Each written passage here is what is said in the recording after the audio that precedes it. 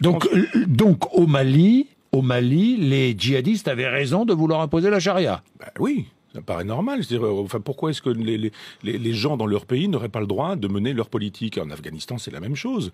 Pourquoi est-ce qu'on a des problèmes de terrorisme aujourd'hui? Les musulmans sont pas des imbéciles non plus. C'est-à-dire, on leur mène une guerre chez eux. En Afghanistan, par exemple, ou au Mali, on leur rend la vie impossible, on s'en va les massacrer, on les tue par dizaines ou par centaines, et en même temps, on voudrait que ces gens-là soient gentils, etc. Ils sont pas gentils, mais ils ont raison.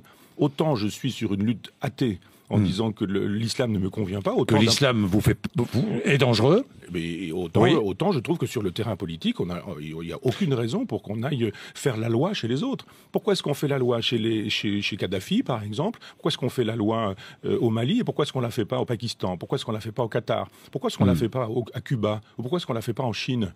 Si vraiment les droits de l'homme nous intéressent, pourquoi est-ce qu'on est spécifiquement au Mali et pas dans des endroits où les droits de l'homme sont bafoués partout? Alors, moi, je trouve normal qu'au Mali, où il m'est arrivé d'aller, la politique puisse exister.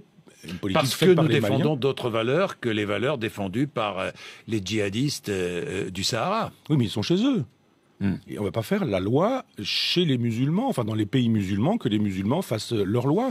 Pourquoi est-ce qu'on n'intervient pas en Israël? Pourquoi il faut arrêter de vouloir faire la politique coloniale qui est la nôtre dans des pays sous prétexte que ce serait les droits de l'homme qui nous animeraient. Ce ne sont pas les droits de l'homme qui animent Hollande au Mali.